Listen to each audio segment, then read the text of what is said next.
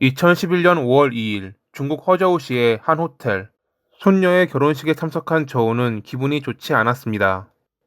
아들 내외가 결혼식이 시작할 시간이 되었는데도 오지 않았거든요. 연락도 되지 않자 화가 난 그녀는 어쩔 수 없이 가정부와 함께 10분 거리에 있는 아들의 집으로 갔고, 문을 두드려도 아무런 반응이 없자 열쇠로 열고 안으로 들어갔습니다. 그리고 침실 문을 열었을 때 그녀의 눈에 들어온 것은 사망해 있는 아들의 가족이었죠.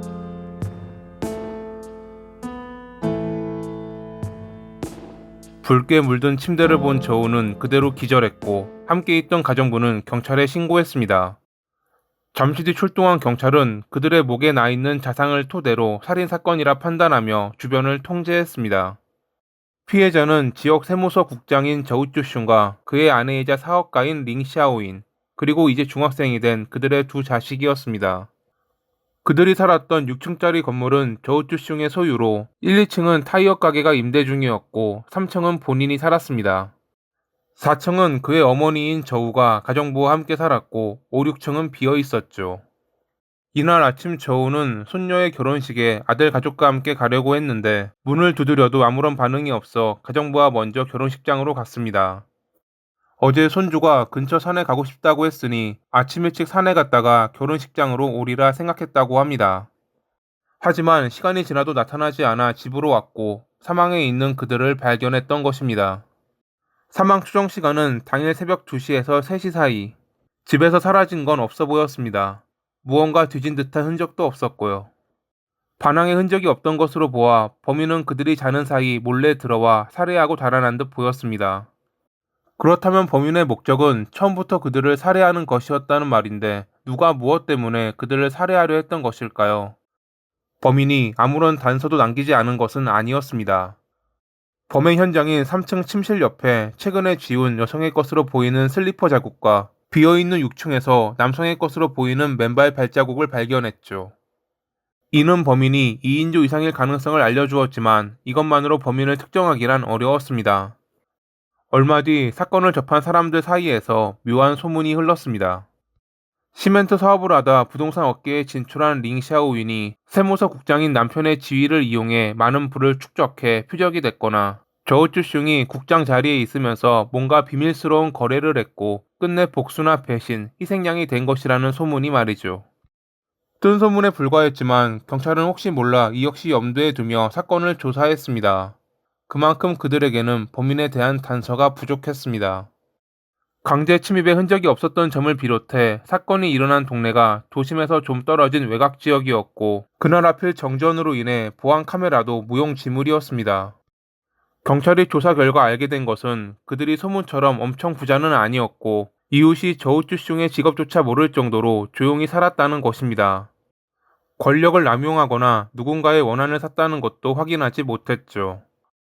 링샤오이는 건축 자재와 시멘트 사업으로 마련한 자금으로 부동산 업계에 진출해 제법 돈을 만지긴 했지만 사업적으로 누군가의 원한을 살 만한 일은 벌이지 않았습니다. 현상금까지 걸었음에도 별다른 제보가 없자 경찰은 다른 시각으로 접근했습니다. 강제 침입의 흔적은 없었으니 분명 범인은 문을 열고 들어왔을 것입니다. 그런데 문은 특수 잠금 장치가 설치돼 있어 웬만한 도둑들이 해체하기는 어려웠을 것입니다. 그렇다면 혹시 범인은 이 집의 열쇠를 갖고 있었던 것은 아니었을까요? 일단 열쇠는 저우추슌 1개, 링샤오인 1개, 두 아이가 1개, 예비 열쇠 1개, 그리고 4층에 살았던 저우추슌의 어머니 저우가 1개, 총 5개가 존재했습니다. 하지만 그 열쇠는 모두 제자리에 있었습니다.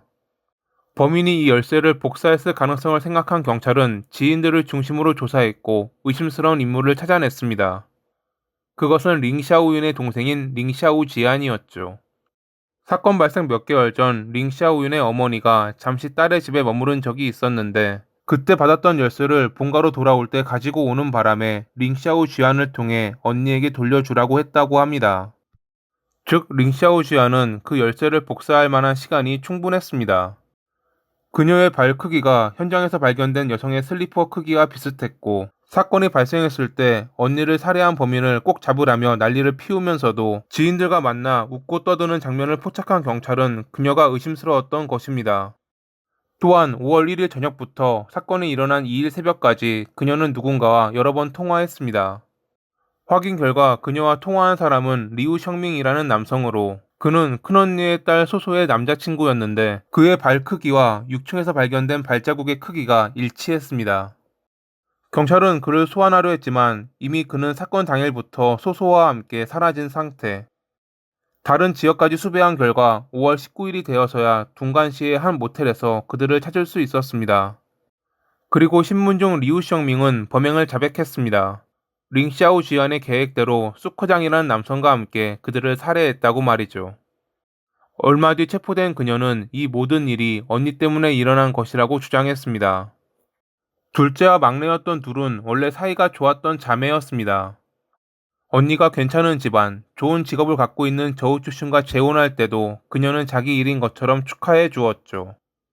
하지만 돌아가신 아버지를 대신해 어릴 적 자기들을 돌봐주었던 큰언니의 수술비 문제로 둘 사이는 안 좋아졌습니다. 당시 링샤오주야는 성공한 사업가였던 둘째 언니 링샤오인을 찾아와 큰언니가 심장병으로 수술비가 필요하니 도와달라고 말했습니다. 링샤오인이 5만 위안을 내놓자 그녀는 너무 부족하다며 돈도 많을 테니 30만 위안, 한화 약 6천만 원 정도는 달라고 요구했습니다. 이 말에 그녀는 자기가 무슨 은행이냐며 화를 내고 동생을 쫓아냈습니다. 얼마 뒤 큰언니가 사망하자 링샤오쥐아는 둘째 언니가 돈을 안 줘서 일이 됐다며 장례식장에 모인 사촌들에게 그녀가 돈만 많은 냉혈한이라고 욕했습니다. 2005년에 링샤오쥐아는 경제적으로 어려웠는데 과거 큰언니의 일 때문에 신경 쓰였던 링샤오위는 그녀에게 좋은 일자리를 소개했습니다. 이 때문에 자매는 다시 가까운 사이가 됐죠.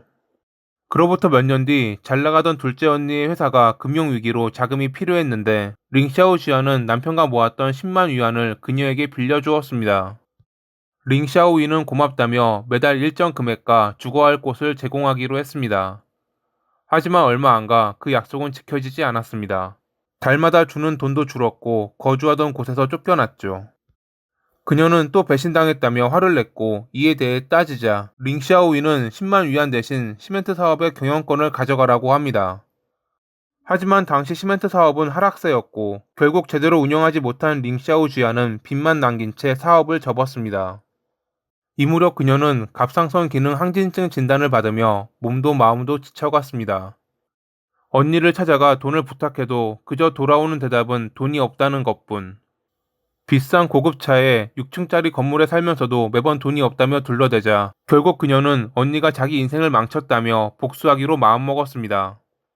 복수와 돈을 빌미로 큰언니의 아들인 수커장과 큰언니의 딸의 남자친구 리우 셔밍을 끌어들인 그녀는 2011년 5월 2일에 아무도 없는 6층에서 모두가 잠들기를 기다렸다가 복사한 열쇠로 3층 문을 열고 들어가 범행을 저질렀던 것입니다. 그해 11월 9일에 열린 재판에서 그들은 모두 사형을 선고받았고 2013년 1월 24일에 그들의 형이 집행됐습니다.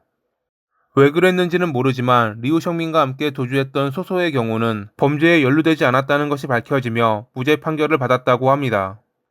집에 2명의 아이가 있다며 마음과 행동으로 죄를 완전히 뉘우칠 수 있게 기회를 달라고 말했던 링샤오지안.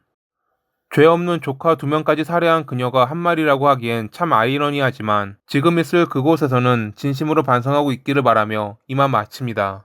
오늘도 시청해주셔서 감사합니다.